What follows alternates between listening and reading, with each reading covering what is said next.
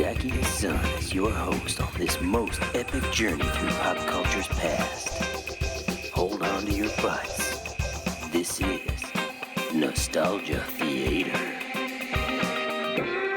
Brought to you by the Movie Film Podcast.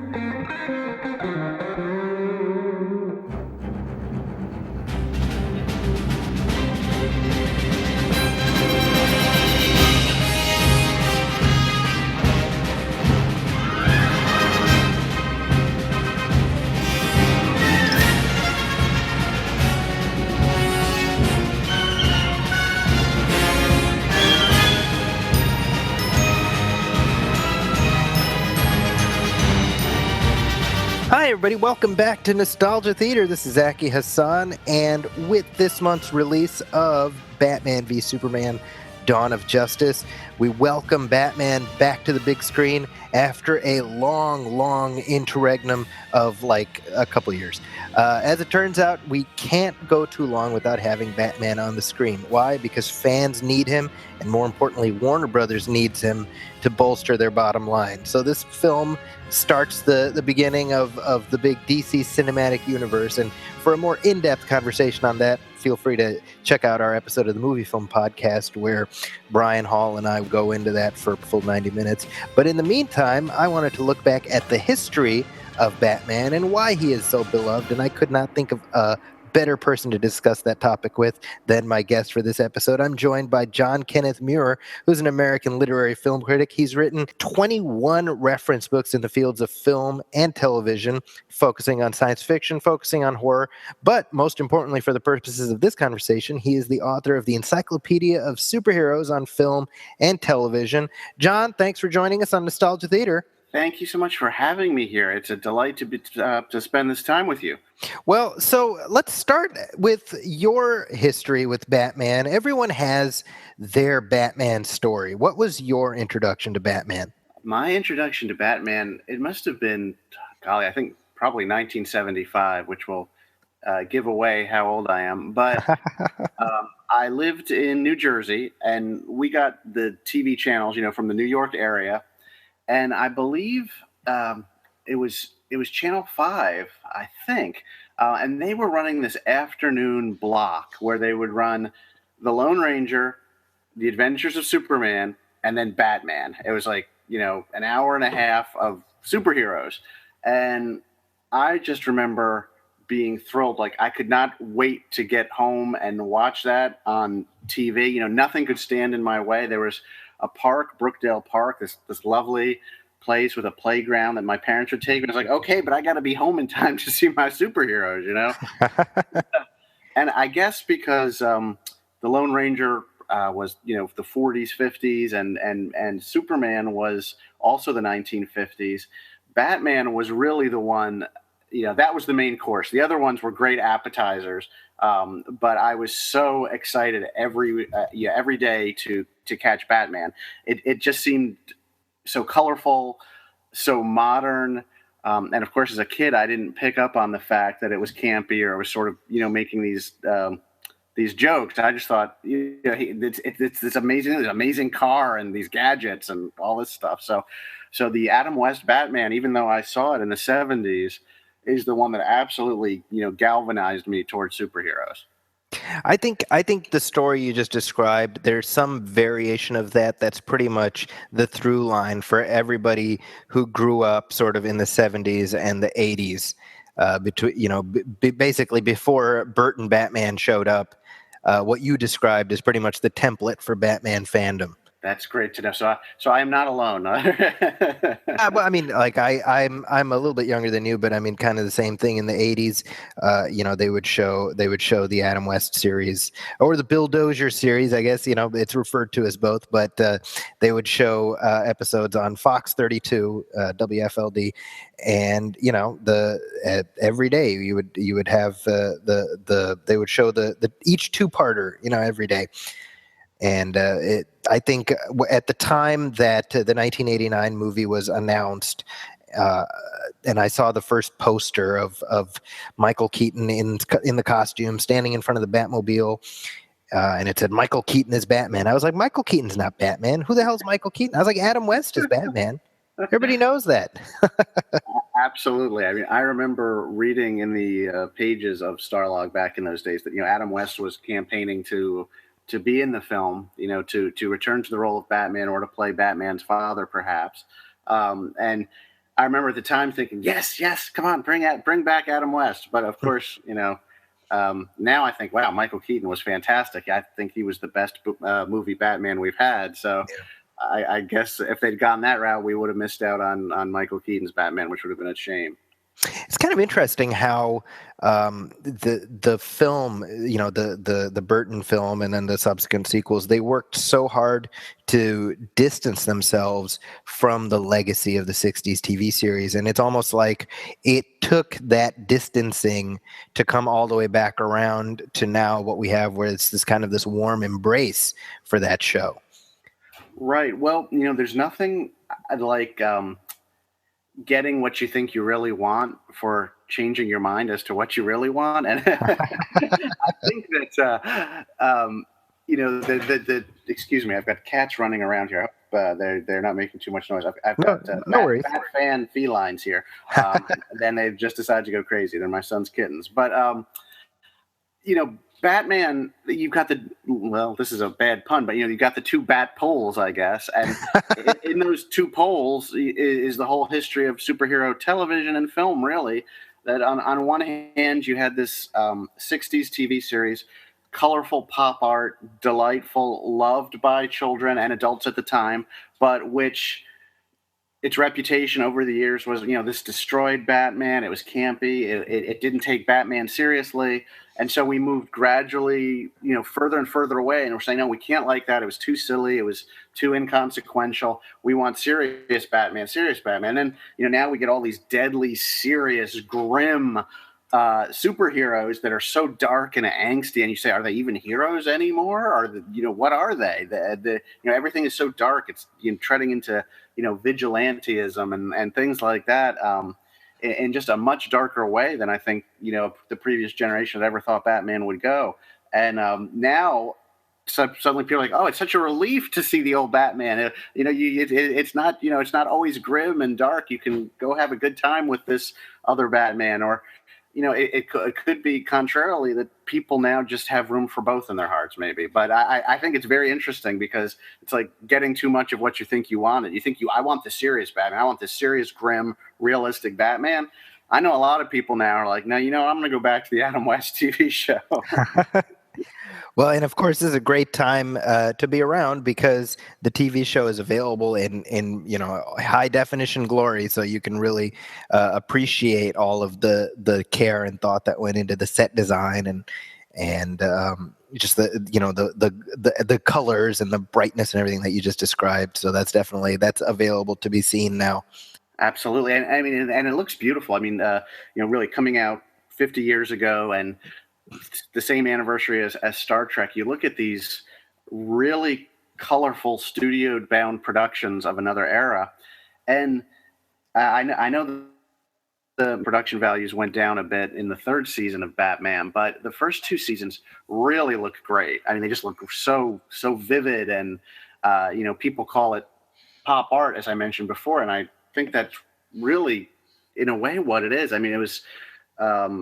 No one had ever seen anything like that before. And going back to it today, you can still see how beautiful it is and how colorful and almost surreal at times. Now, of course, the TV series was preceded by movie serials about 20 years before the TV show. Right. Have you seen the serials? Yes. When I worked on the Encyclopedia of Superheroes, now this is going back a while, I did watch all of those, although I ultimately didn't include full-length reviews of them. I liked them. Again, it's like, who's your Batman? Who's the Batman of your generation? And right. It's a little hard to go back to those. They have a more, I want to say it right, sort of, I don't want to say scattershot. It's like on the fly. I mean, you get the sense of them being made very quickly, and sort of things happening at a very fast pace. but you're not sure if the fast pace was action or to cover to cover paper over the the inadequacies of the thing. I think. Sure. Um, Well, and I mean, it's worth pointing out. I mean, movie serials at the time, I mean, they were cranked out. They were not meant to be sort of great. They weren't meant to be high art. They were cheapy stuff to keep the kids busy every Saturday afternoon, basically, right?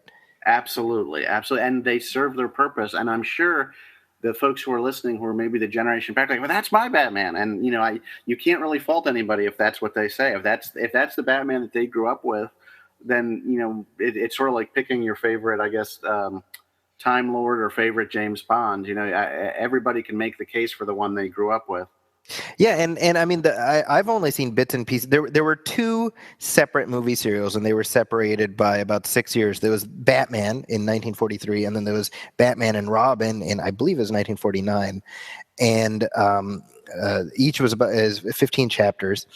And the first one, the villain is this sort of really kind of, with the benefit of hindsight, offensive Japanese stereotype. Yes, that it's pretty hard to watch. Right. I couldn't agree with you more. I mean, we just it creates a problem. I think you've probably felt it too, as a critic. As someone who appreciates art, you want to, you think, well, it's like they didn't know how offensive it was at that time. So when I review it, do I give them the benefit of the doubt, saying there was a different time, different cultural mores, or is it just like, wow, you can't even really go back and watch this today? Yeah. It's that's a difficult call, I think. Well, I mean, in terms of sort of the ubiquity that Batman has now and sort of the iconic elements, I mean, it's worth pointing out, and this is something probably you can share with us. I mean, what are the elements, the key things that the movie serials added to the Batman canon? Well, that's a good question. As far as taking things, from the comics, I mean, they it's hard to say because the comics and what Batman has changed so many times. Sure. I've read many comments online where people say, the Batman TV series was totally unfaithful to what Batman is. And you have to say, well, it really depends what era of the comic you're reading. I mean, some of the things you'll see in the Batman TV series, for instance, like, Lucite map of Gotham. So, all these things being labeled, file cabinet, bad computer, all that stuff. You can actually find covers of the comic books that look exactly like that world. Right. If you go back to a certain span of the Batman comics, they are, the TV series is almost exactly like that. I mean, so it's almost hard to say what the serials added because the whole long continuum of Batman has changed so much. It's like, well, you could probably find an antecedent in the comic. You could certainly find an antecedent to the TV series, and of course we know that the Burton movies and then the Nolan movies were picking up on the whole Dark Knight mythos. That was the element of Batman canon they were honing in on. So, yeah, it's such this huge literary work now. Yeah. Changed so many times. Well, and it's interesting how it flows back and forth, and you have this, the comics, for example, are not the sole canon, and for many people they're not the canon at all, because there's plenty of people who are aware of Batman and who are huge fans of Batman who have no concept of what's going on in the monthly comic book. So it's fascinating to see how one medium adapts to reflect the other and vice versa. It's really crazy because if you think about what the audience for comic books is, it's smaller certainly than a TV audience of the 1960s, where essentially you had 3 networks. And so, something somewhere along the line of, 30% of the audience, of all the television households in America were being exposed to Batman. I mean, that's a huge number today. I mean, any TV show would kill to have numbers like that today. Yeah. And the idea that for many, that was their first exposure to a character like this or to a world like this. Yeah. And so I think that's what the negativity was about towards Batman. We certainly don't hear it so much, that negativity towards the Adam West series now, but for probably 20 years there really was, and it's because every writer, who wasn't good, who was writing about Batman, would begin their stories, with bam, pow, superheroes aren't just for kids anymore. They kind of picked up these elements simply from the Batman TV series, the balloons, when they punch people, and that they sort of were making superheroes seem juvenile, and they were kind of using Batman as their legitimacy to do that. If that makes sense. No, absolutely. I mean, it's going from the movies here. Actually, as I'm talking to you, I think a big thing that the serials added was the appearance of Alfred, the butler. Oh, okay, right. As I'm talking to you, because even to this day, Alfred in the comics resembles the actor who played him in the first Batman serial. Oh, okay. Wow, that's a good catch. I hadn't even realized that. But it's funny how those elements sort of become cemented in your imagination. You just kind of take it for granted. So that was the. So that was in the first film serial, and the actor, I believe his name is William Austin. If you look at the guy's picture, it's clear that the version of Alfred in the comics was changed to look like him, because the Golden Age Alfred was kind of a rotund, kind of a portly guy, So that's like a major permanent change that happened as a result of outside media, and the comic people had practically nothing to do with the serials. Wow, that's interesting. Honestly, I had not picked up on it. That's a really good catch. Yeah. I would have to go back and really dig for that. No, I didn't realize that. As far as the movie shaping things, it's a really interesting dynamic, because I was watching the other night The Shadow. Sure. Alec Baldwin. The Alec Baldwin film, sure. Russell Mulcahy directed 1994. And there are parts of that movie that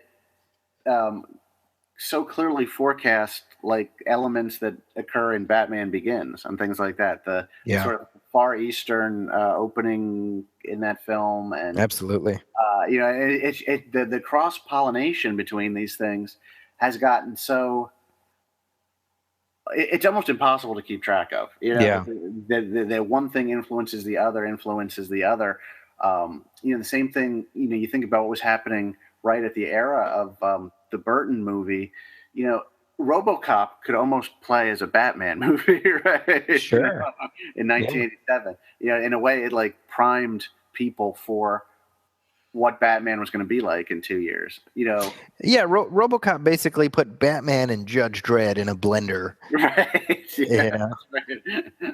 And then added some sci-fi elements and sprinkled them in, and it's just really crazy to think about that. And so I guess it's almost impossible at this point to say, where did this come in? Where did it come from?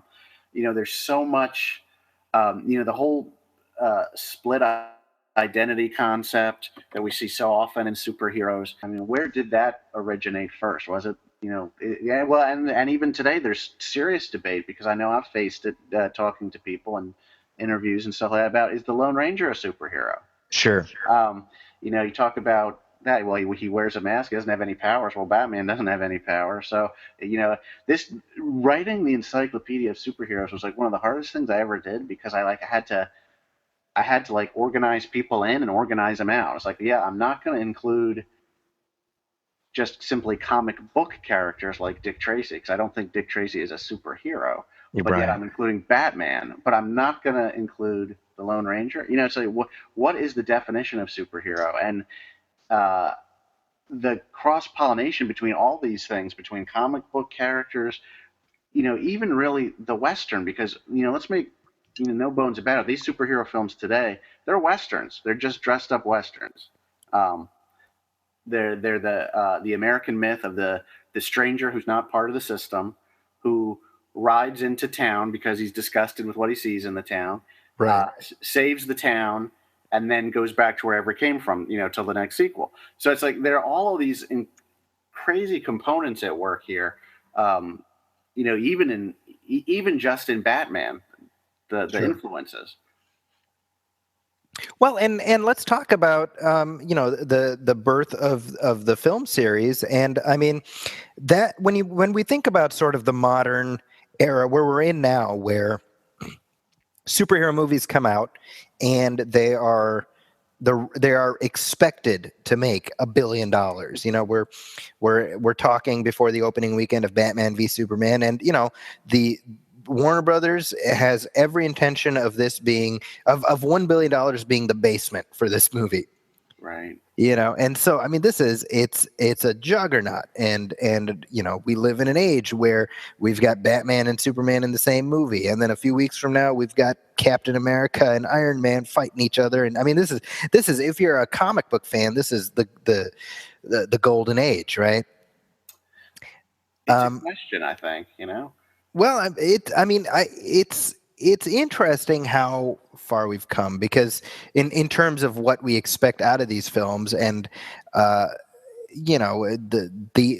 was a time when the first Batman movie coming out. It's when we look back on it now, the 1989 film. It's so it seems almost quaint in comparison. And I mean, this show is nostalgia theater, so I look back with a certain amount of nostalgia colored lenses, and Right. and for all of the flaws that film has, I do miss the simplicity of that era, And I mean, what was that experience like for you as a fan when the Tim Burton movie came out? The hype around it was incredible. I mean, which is a silly and stupid thing to say, given the way the hype machine works today. But Yeah.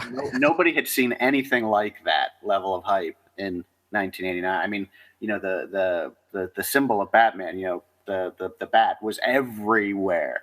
And I remember going to see it on opening night, and I couldn't get into like a really late show.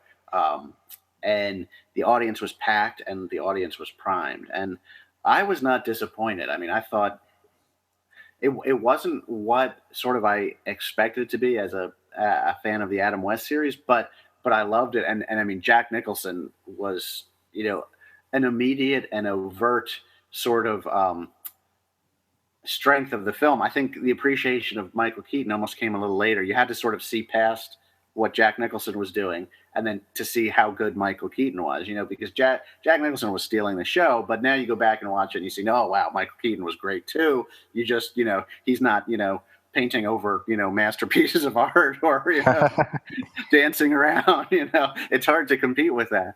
But, I mean, the hype level was extreme, but, it's funny because I felt like the hype was justified, and it was more of an event. And when you talk about the golden age of superheroes, and is it now, it's really tough because we seem to have lost the idea that it's an event, that there's still all the hype. Obviously it's expected to make a ton of money, but we're getting so many darn superheroes. Like, wow, how many am I supposed to go see? I'm sorry, my cats are fighting, excuse me. It's like, wow, we just had Deadpool. We've got this. We've got Captain America coming out. We're talking about so many superhero movies a year at this point. You think, what is the threshold really? Right. What is the threshold that we can reasonably accept here? Are we in a glut of superhero movies, and are they standing up and being quality films, or are they simply the latest item off an assembly line? Where some people see the MCU and say, it's a universe. It's also an assembly line. Right. And every now and then something great comes off that assembly line. Let's face it. Sure. But then you also get, Thor: The Dark World. Right. And it's like, wow, okay, it's gotten to the point where I think, the superhero film is really, in a way, overexposed. These films are overproduced and underwritten for the most part. And I think back, oh my gosh, but this is what I've always wanted to see. These kind of superhero team ups. I've always wanted to see the lesser characters, and lesser, I mean less popular characters, explored in films. I want a Green Lantern film Well, we know how that turned out, you know. I loved Green Lantern when I was a kid. I loved him. It's just, superhero films are not in a great place despite what it seems, because they're really overexposed. And look at the Fantastic Four last summer. Sure. Or don't. Yeah. Or do not. Absolutely. You think, wow, now that was expected to make a lot of money. And you think there's no way that on the power of Batman and Superman, I mean, two real, these, incredible characters, the film won't make this kind of money. But look at the reviews. Yeah. And how poisonous they are. And what people are saying about the film. And you think, have we reached that turning point where it's like, to be successful, these superhero films are actually going to have to really be good and not just be something off the assembly line, not just setting up something for 3 films down the line. Right. And I'm not sure we've gotten to that place. I would say film and television have switched places. Television is giving us all of this wonderful niche entertainment. I mean, like Arrow and Flash and Daredevil. I would stay home and binge watch those as opposed to going and watching the Fantastic Four and maybe Batman versus Superman. It's thinking there's only so much you can do in a 2-hour movie that has all this weight of expectations on it, where it's got to appeal to every possible demographic. I thought it was real craven last month. People saying, "Well, yeah, we're going to do an R-rated version of this too." Right. Deadpool was got made so much money, so we're going to have an R-rated version too. It's like, okay, is there an artistic reason for doing this at this point, right? Or are we just trying to mint money? And at some point, the glaring naked attempt to mint money will be revealed as such. Yeah, and it'll have the opposite effect. People will be like, okay, 4th superhero movie in 2 months. I don't. I don't mean to be negative, because I love superheroes. Yeah, I've tracked sort of the history of superheroes and the sort of ridiculous and campy elements from the 70s and attempts to move darker into more realistic territory in the 80s, and certainly with the rebound of the X-Men in the 2000s, it's like, wow, superheroes are really going somewhere. But I think we've kind of moved from superheroes triumphant, which I think was last decade, to superhero ubiquity. Sure. Which is the final stage before superhero fatigue. Well, it seems like we're racing in that direction. Listen, I love superheroes. The reason I say this is because I still want superhero films. But I want them to be good, and I want them to be coming out because it's what people want, and because filmmakers are interested in those characters and their universe. I don't want it to just be, we have to crank out another summer tentpole. It's something else has fallen off the assembly line. I look at a lot of the Marvel films, and I think, production value is good, but they're all sort of interchangeable in a way. Not all of them. No, I mean, I really very much like the Captain America movies, for instance. I think those stand really tall. Love the first Iron Man. But, sometimes like, wow, you're just stringing us along here. Why don't you just put these on TV and give us episodes of these? Because you're really just stringing us along, from one episode to the next. Right. And there doesn't seem to be a real organic way to do it. Is that a downer? Well, no. I mean, I think it's an interesting observation, and I mean, just to circle back around to superheroes in general, to talking about Batman in particular. I mean, arguably, we can look at the 1989 Batman as the first step on this road toward, seriousing it up. Right. Oh yeah. Even though, I mean, Superman in 1978 was the first attempt to really treat this material with a non-jaundiced eye. But I mean, I think the Burton Batman looked down its nose at the Christopher Reeve Superman films. Yeah, I think so too. I think what I mean, I still think Superman the movie is like that's my all-time favorite superhero movie. I love it. I just think it's great. Original Superman, Superman 2. I love those. Again, because I grew up with them.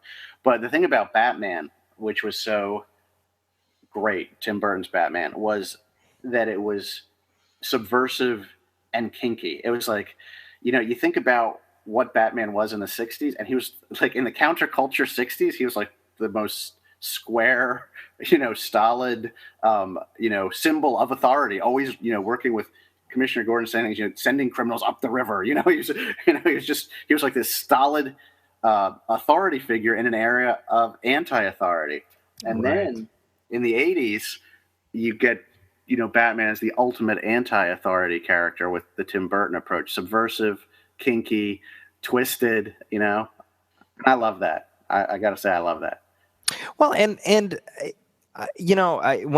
when we take a sort of a bird's eye view, you can point to Frank Miller's work, with The Dark Knight Returns, specifically The Dark Knight Returns, but I mean, I think to a lesser extent, the Year One series, as the thing that pushed Batman in this direction. And we see the Miller influence to some extent in the Burton film. We see the Miller influence to a slightly greater extent in the Nolan films, and then we see it just plastered all over the place in Batman v Superman. So in other words, three distinct iterations, multimedia iterations of Batman are, sort of a fruit from the tree that is Frank Miller's work on the character.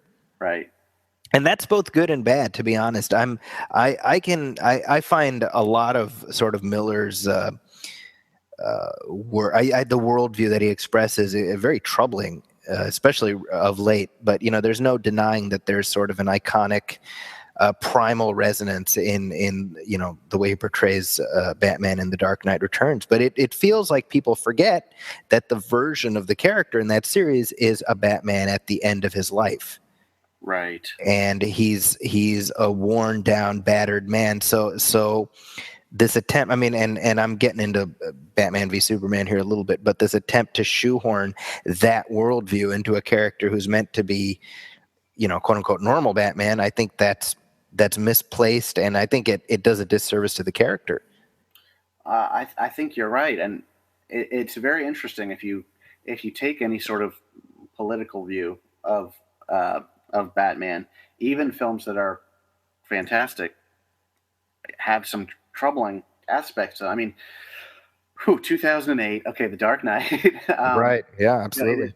Right after the War on Terror. I mean, you can't argue that it's not a strong film, but also if you look at what it's arguing, it's sort of some of the case it's making there is like, wow, people cannot handle the truth, so it's better to lie to them. Give them a fake hero instead of telling them the truth. But it's okay to surveil people all the because there's this one guy that you can trust. Right. It's almost a full-scale apologia for the War on Terror and the Bush years. And I have to admit, I run up against that whenever I see the film. I mean, its virtues are obvious. I love the Nolan worldview that what he really did was which was perfectly appropriate to the times. He said, we're taking all the fantasy out of Batman. Right. There's going to be no more fantasy elements. Everything is justified in reality. The Batmobile is this vehicle, that was tested, in the war, whatever, things like that, so that you validate Batman in a real sense. I totally get that and appreciate that. But then also you pull in the politics of reality and as well and say, okay, wow, there's a real golly, I don't want to use the word fascist. I get in trouble when I use the word fascist. You're saying, oh golly, there's just a political bent to that film, and that if you are aware at all of what's going on in the world and you look at that and you think, wow, you're validating all these choices that were really destructive to the country. And so there is an element to Batman that can sometimes be a little bit, let's say, bracing. I mean, I guess it's good. It's provocative. It makes you think. just I guess it depends on your leanings. I guess a little bit. Yeah, well, I mean, and I think Grant Morrison, who wrote, who's written both Superman and Batman, he also wrote a book called Super Gods. He makes, and I'm paraphrasing, probably paraphrasing badly, but he makes the sort of his contention that he advances is that Superman is sort of the working class hero, whereas Batman represents essentially the 1%. Yeah, and I talked about that in my encyclopedia. I said, Superman is like the I said, and I in my communications and other classes that I teach, I talk about this. I say, are you a Superman or are you a Batman? I said, Batman is like a great Republican hero in that sense. He's like, one of George Bush's 1,000 points of lights. He takes his fortune and he helps the less fortunate with it, right? Right. But Superman he's your liberal Democrat in a sense. He's the son of immigrants.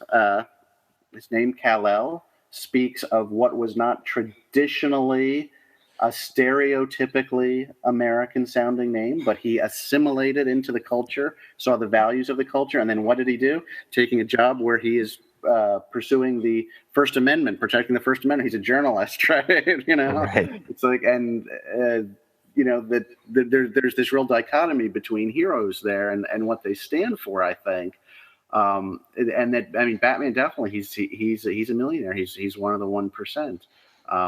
And Superman is not. But it's interesting because the Man of Steel flipped that. I mean, I've heard a lot of people saying, this was the first time we ever saw, the Kents being, basically Tea Party people because, sort of the way they behaved and the things they said to Clark didn't necessarily fit in with the traditions that we had or believed in. In the dynamic I just mentioned to you.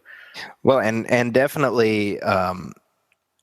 It insofar as the sort of that what you describe as far as how the Kents are depicted and the lessons they impart, we certainly see a furtherance of that in Batman v Superman, and not always in a way that I find. I find it problematic, to be honest. I have to admit, which is unfortunate. Yeah, I should just preface by saying I'm actually a fan often of Zack Snyder's work. I'll be one of those people who stands up and I defend Sucker Punch to anybody. I'll say it's not sexist; it's a musical. So you're the one who defends Sucker Punch. I am. I'm the one person. It's a musical without music. There you go.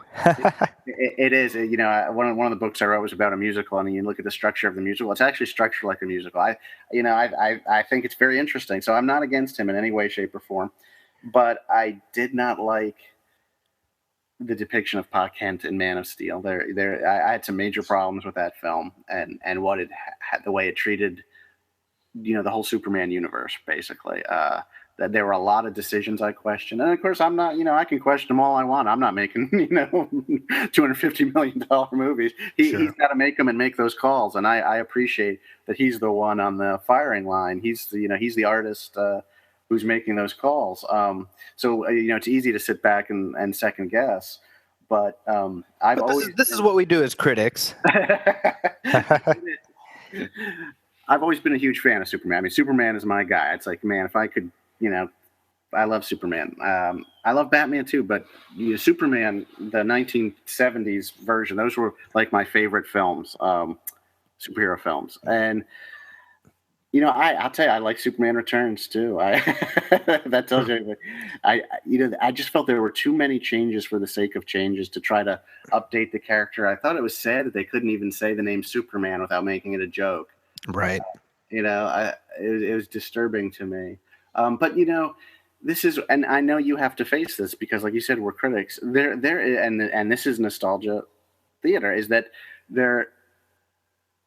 this conflict? You must feel it between what am I looking at, and does it stand up on its own, on the artistic merits, on the aesthetic merits, even if I don't personally like it or it doesn't resonate with what I want from this character?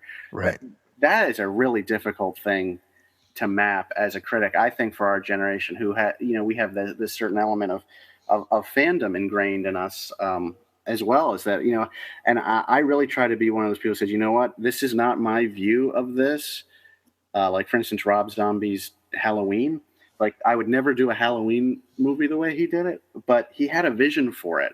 and his vision was interesting and different, and like I need to like try to embrace it for what it is, not for how it's not like the Halloween I loved. And that's the battle I often face um, with these superhero movies lately, is that it's like, wow, they've changed a lot, and I understand why, but how do I bridge that? Like, is there a valid aesthetic reason for it, or are they just changing it for the sake of change? And am I being, the cranky old man? It was better in my day, and Right. I never want to be that person. I'd be curious to know how you deal with that, how you face that. I know you're younger than me. You're not a cranky old man by any means. I feel like it sometimes. But how do you deal with that? I mean, you have a love of these characters. You have a love of the genre. Yeah. You're on the front line reviewing these films, and you have to walk that line as well. That's a great question, and it absolutely is something that I think about. I'm my perspective, especially if it's a property that I have an affinity for, and kind of my sweet spots are things like Planet of the Apes and Superman. I mean, you and I, John, I think we're fellow travelers on the same road. I'm kind of like, I don't need this thing I love to always be like I love it. Right. However, justify the changes. Any changes that you're going to make, you need to justify it. Right. And so, for me, just you're talking about Planet of the Apes, for example. I mean, the Tim Burton film, which I'm not a fan of, and many people are not a fan of. That's not a shocking statement. It wasn't that it divested itself from whatever the prior series continuity had been or whatever, but it failed to be compelling on its own, separate from the brand that it was trying to like draw on our fondness for. Right. And so again, that's always what it comes down to, is always like, well, what are the changes that you're making? Can you justify the changes? And just as an example of the inverse, I mean, a couple of years ago, the Lone Ranger film came out, which was not beloved. I enjoyed it quite a bit. Right. And that film has basically nothing to do with the way Clayton Moore played it. Right. But I thought, as a complete experience in and of itself, I was engaged and I found the story compelling in its own way, and I was able to make that separation. Right.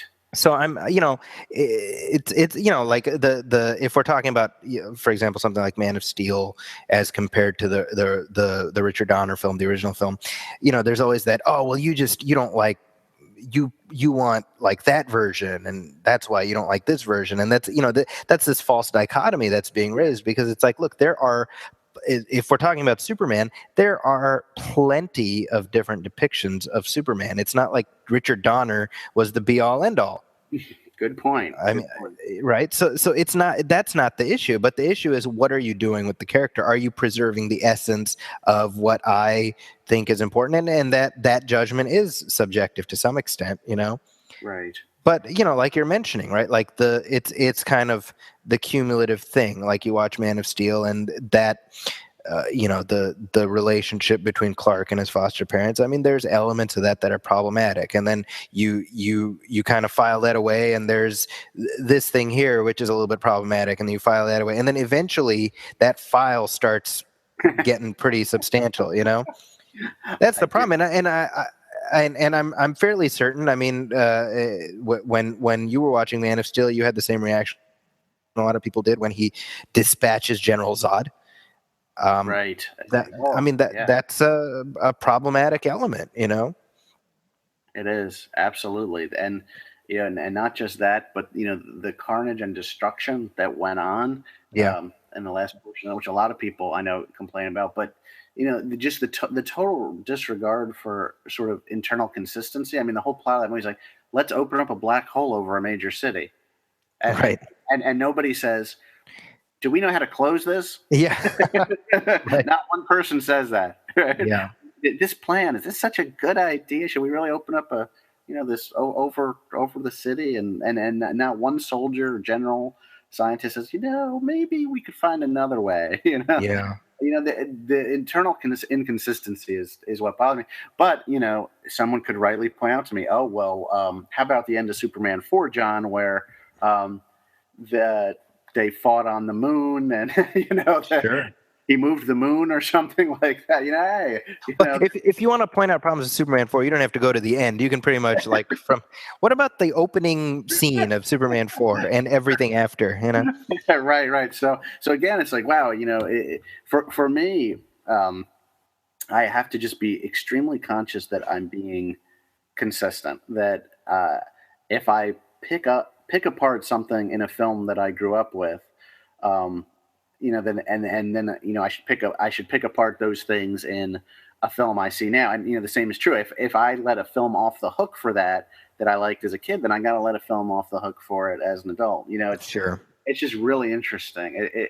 I think that the generational issue is that so many critics, have now grown up with this rich history of loving comic books and genre films and genre television. When I was a kid, those films were not beloved. Were not at all. I mean, they would never get a good review. Right. And now they always get good reviews. It's like 98 on, Rotten Tomatoes for Mad Max gets nominated for Best Picture. Right, that would never happen. Right, we're through the looking glass when that happens. Exactly, it's such a strange thing, and again, I mentioned it maybe at the beginning. I said it's like it's almost scary to get what you think you always wanted. Right? And maybe you find out you don't want it. It's like, wow, it's all so accepted. It's so mainstream. It's the thing. Yeah. So it's like I'm like Woody Allen. I would never be part of any club that would have me as a member. You know what I'm saying? Now that it's so popular, I gotta criticize it. I don't want to be just a contrarian. Sure. But it really does strike me that the superhero glut that we're having. I don't think highly of many of those films. I mean, some I do. Sure, I like I said, I think the Captain America movies have stood up really well. See, for me, I think when it comes to specifically, if we're talking about the Marvel Studios output as distinct from the other Marvel films through Fox or whatnot, I think for me, what I've found is that they have a range of consistency that they tend to stay very consistently within, and that's something that I appreciate about those films. Is the lower end is not great, but it's rarely god awful. Yeah. We mentioned Thor: The Dark World. Like that was unmemorable, but I didn't leave the theater like angry for having wasted my time. Right. And I understand what you're saying, because going back to the Superman films, that so 1 and 2 are generally beloved, and 3 and 4 are just like you said, that it goes from like being really high end quality movies to like absolute garbage by the end of it. And even the Batman series, starting with Tim Burton and then going to by the end you're at Batman and Robin in 1997. Like, oh my gosh, wow, that was a steep drop. There's a steep drop. The consistency, that's a really good point. I think that there may not be super high highs and super low lows, but you do pretty much know you're going to get a certain quality of experience, which at least for those other two franchises, that was not the case.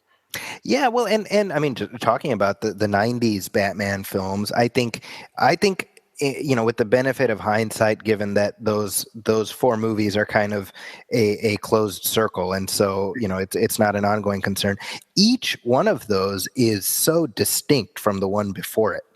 Right. The 2 Tim Burton movies, other than the fact that they are directed by Tim Burton, are stylistically they're very distinct.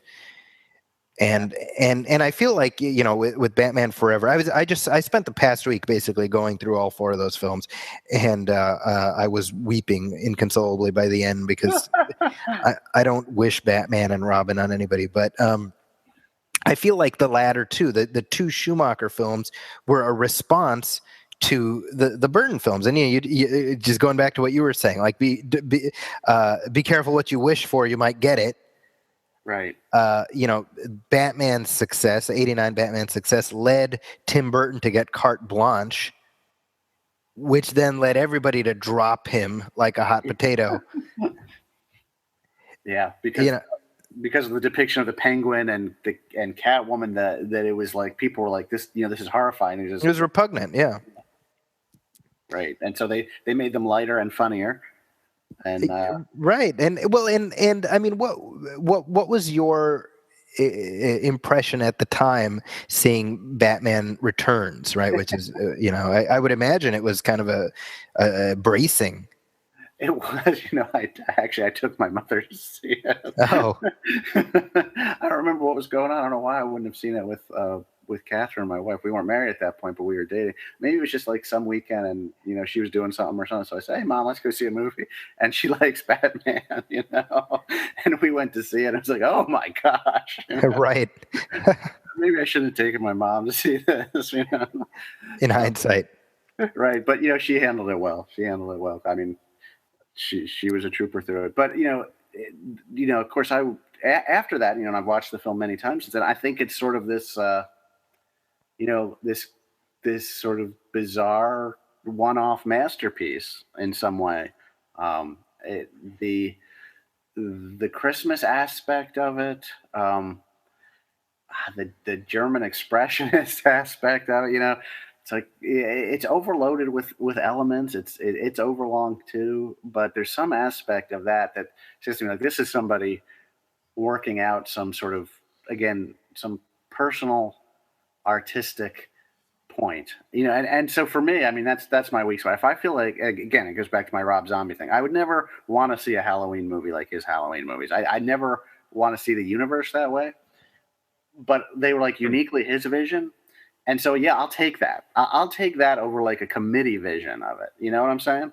Right. And so, like the Burton thing, I'm a Tim Burton fan, but I'd rather see his take on it, I guess, than a committee take on. Now, that wasn't true for Planet of the Apes. So, like I said, you made a great point about his Planet of the Apes. I mean, that just, to me, that's like one of his worst films, and I feel like it was because he wasn't really invested in it. I feel like there is some sort of personal investment in Batman Returns. I mean, what do you think about Batman Returns? I think that as a Tim Burton film, it's probably up there near the very top of the films he's directed. I think as a Batman film, it's garbage. Yeah, I think your point is totally valid. Yeah. The one thing I will say about Batman Returns is I think it's a fantastic showcase for Michael Keaton as both Batman and Bruce Wayne. And when I watch Batman Returns, it makes me long for the third Keaton Batman movie that we never got. Yes. Oh wow. Yeah, absolutely. Because I think he's so good in in like little moments. His chemistry with Michelle Pfeiffer is fantastic. But there's a scene where he's talking to Max Schreck, who's played by Christopher Walken, and it's like a business meeting. And it's just, I mean, you just enjoy watching these two guys going at it, and you see the wheels that are moving in Keaton's head in terms of the choices he's making as an actor. And that scene, the business meeting scene in Batman Returns, makes me want more Keaton Bruce Wayne. I love Michael Keaton in that role. I thought he was great. But I mean, I think you make a strong point. Let me ask you another question then. Can superhero fans, what do they want then? Do they want a great film or like a great character film? You know what I'm saying? She's saying it was like a great Tim Burton film, but not a great Batman film. So yeah. What is the experience, do you think, that fans are seeking from these films? Well, I mean, I think honestly, I mean, since 2008, the paradigm has shifted, and I think there were two paradigm shifts that happened. They were The Dark Knight, and Iron Man, which both came out within months of each other. Right. And when you look at I mean, obviously Marvel Studios has followed the Iron Man template, but DC with their various films have followed the Dark Knight template. Right. which is, and it's two roads diverge, never the twain shall meet. It's one of those situations because the lesson that Warner Brothers got from The Dark Knight is this is what people want, and if it doesn't suit the character, well, we make the character fit this. And that's the explanation for the Man of Steel, then. It absolutely is. Okay. Right. And Christopher Nolan has said he had relatively minimal involvement in it, but his fingerprints are all over it in the sense that, and especially you haven't seen Batman vs Superman, so you're a little bit at a disadvantage. But when you compare Man of Steel to Batman v Superman, the earlier film is Zack Snyder toiling under Christopher Nolan's shadow. The latter film is Zack Snyder Unbound, which would have been, I think, a better title than Batman v Superman. They should have just called it Zack Snyder Unbound. Wow. Okay. Wow. Okay, you got to explain that. Well, I mean, it's a study in excess. And and the analogy I would make is like when you watch the first Transformers film that Michael Bay directed, there is a modicum of restraint there, partially because Michael Bay was coming off of his first big flop, which was The Island a couple of years ago, and the other reason is because Steven Spielberg, as executive producer, was exercising a little bit more oversight. Right, and then and I remember enjoying the first Transformers film unapologetically. I was like, this is great. And then the second one came out, and I was like, well, this is what happens when Michael Bay, makes the studio however much that movie made, 700 million, whatever it was. And, they gave him free reign. I think what I wrote in my review of the second Transformers was, if you give a pyro a box of matches and he burns down your apartment, it's your own damn fault. And I said, well, thanks to how successful we made the first Transformers, Transformers 2 is all of our damn fault. So is Batman v Superman, is that a pyro with a box of matches?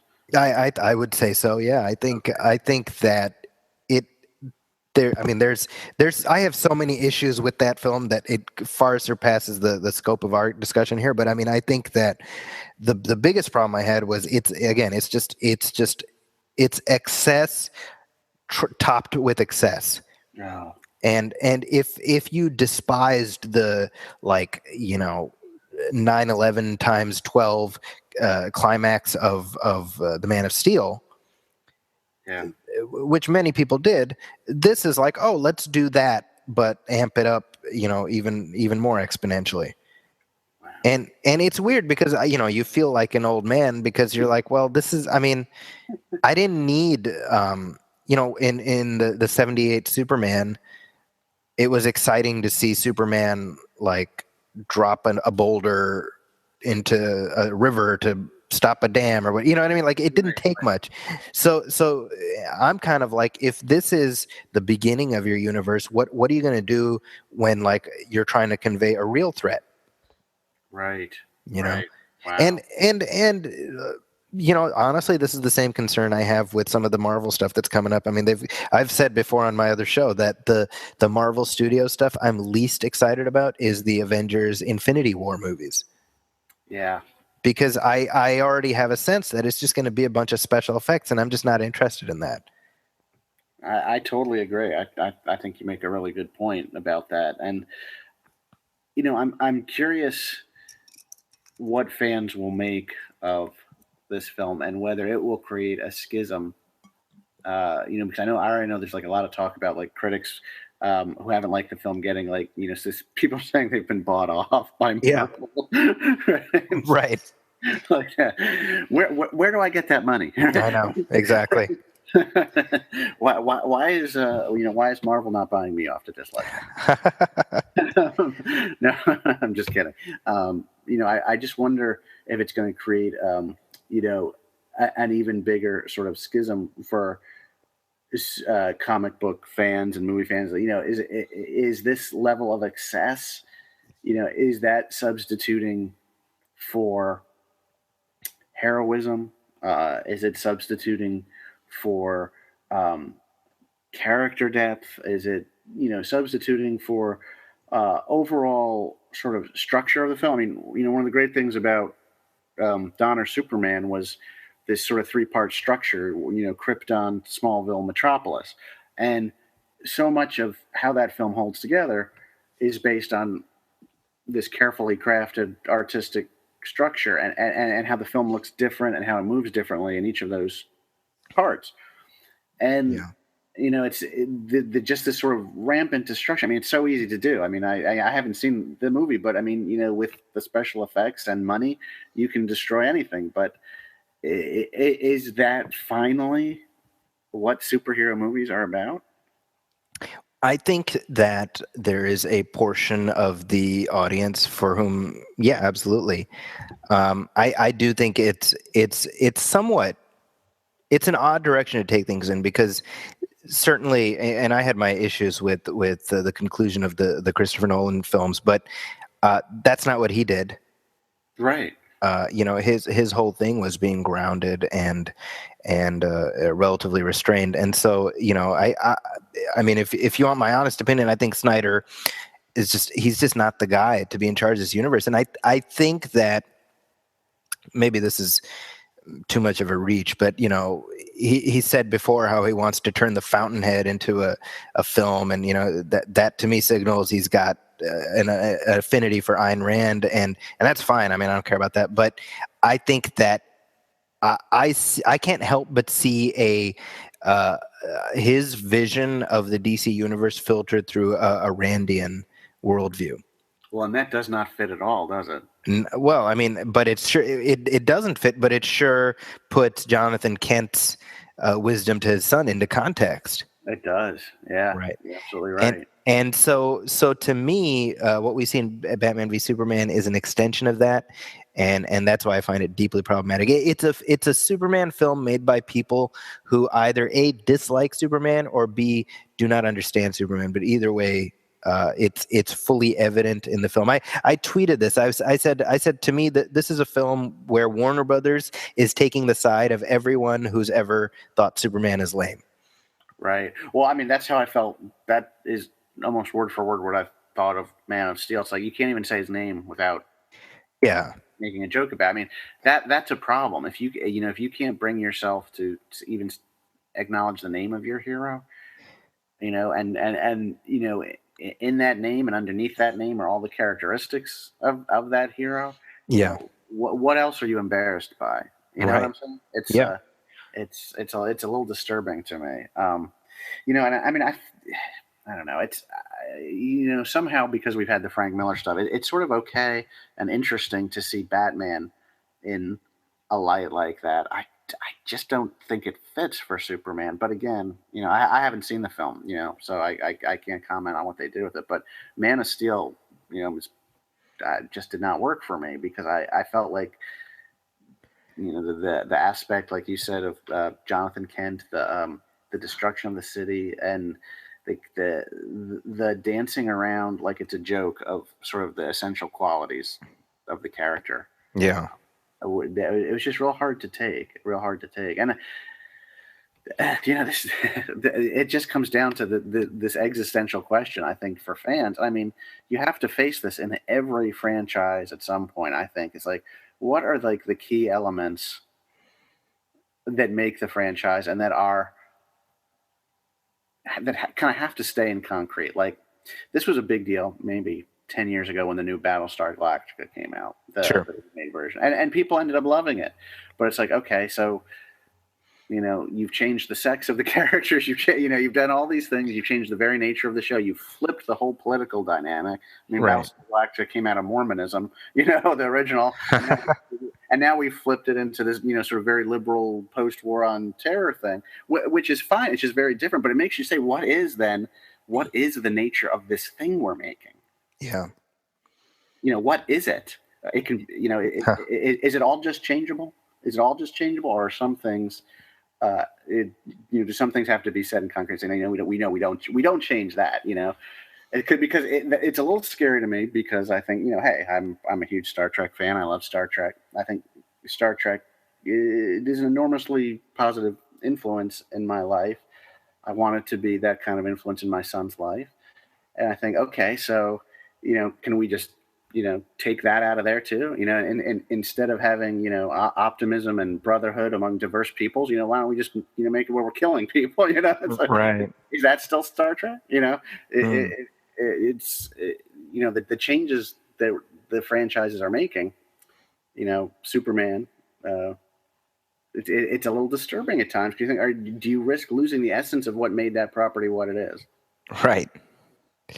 Well, and I mean, we've raised a lot of interesting questions. I think the answers to those questions, or certainly further conversation about those questions, will have to be picked up in another installment. This has been just a fascinating conversation for me. John, thank you so much. This is just we covered a whole host of topics, and I think it'll be an engaging listen for anybody who checks out our show. Well, I've enjoyed it so much. Thank you for having me here. So we will definitely plan to have you back. I know that you're a big Space 1999 fan, and I want to have you back for an episode where we go into that show a little bit. Oh, wow. Count me in on that one. Well, there we go. So, folks, you can expect a return appearance from John for that, but hopefully for many more appearances as well. And I definitely want to hear, John, what you have to say about Batman v Superman after you've checked it out. Well, thank you. And I've been following your posts and commentary, and I can't wait to read your full review. Is your full review up at this point? It will be by the end of this evening. So right now, John and I are talking on March 23rd, which is the day before Batman v Superman premieres. I cannot wait to read it. Well, John, if people want to find you online, I know you have a pretty awesome website. Can you tell our listeners where it is? Oh, I can. It's got a terrible URL.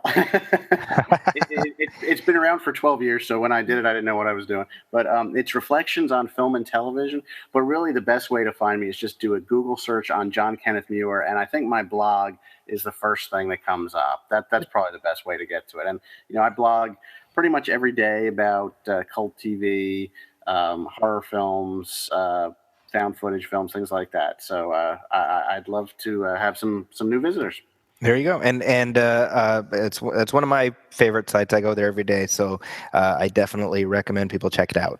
And that's Muir, by the way, Muir. If you are typing his name into the Google. And as for me, you can find me on my website. That's Zackie'sCorner.com. That's ZAKIS Corner.com. I'm also at the Huffington Post, where my film reviews go up regularly, as does this show, as does the Movie Film Podcast. And this show is at iTunes. It's at Stitcher Radio. It's at TuneIn Radio. So please do leave us a review, leave us a star rating. Let us know how we're doing. If you want to email us, it's moviefilmpodcast@gmail.com. I want to thank my guest, John Kenneth Muir, once again for joining us here. And this has been Nostalgia Theater. We'll catch you next time.